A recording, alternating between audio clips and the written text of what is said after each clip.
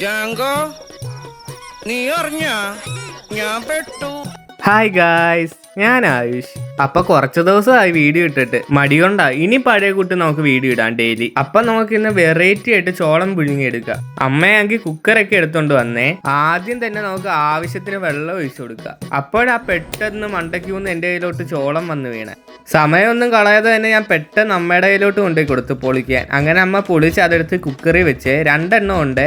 അത് കഴിഞ്ഞ് ആവശ്യത്തിന് ഉപ്പ് ഇട്ട് കൊടുത്ത് അത് നല്ലോണം മിക്സ് ആക്കി എടുത്ത് അത് കഴിഞ്ഞ് ഇച്ചിരി വെള്ളവും കൂടെ ഒഴിച്ചു കൊടുത്ത് നമുക്കത് നേരെ അടുപ്പയിലോട്ട് വെക്കാം. അടുപ്പേ വെച്ചാൽ മാത്രം മതിയോ, തീയും കൊടുക്കണ്ടേ? അങ്ങനെ തീ കൊടുത്ത് ഞാൻ നേരെ അമ്മച്ചിയമ്മയുടെ വീട്ടിലോട്ട് പോയി. അങ്ങനെ ഈ ചൂടിന്ന് ആശ്വാസമായിട്ട് മഴക്കോളുണ്ടായിരുന്നേ.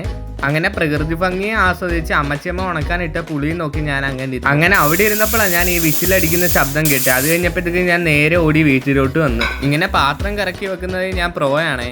അങ്ങനെ ചില്ലി ഫ്ലേക്സും ഞാൻ നേരെ പാത്രത്തിലോട്ട് എറിഞ്ഞിട്ട് അപ്പോഴത്തേക്ക് ചോളം റെഡിയായി.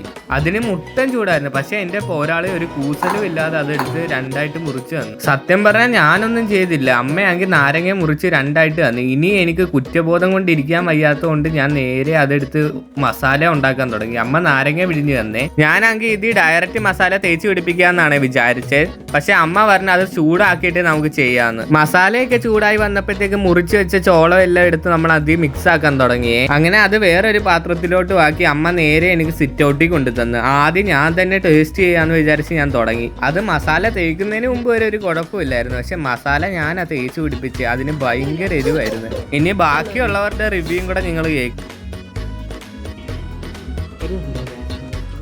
സൂപ്പറാണെന്ന് പറയണ്ടേ? സത്യം പറയണേ, സത്യം പറ.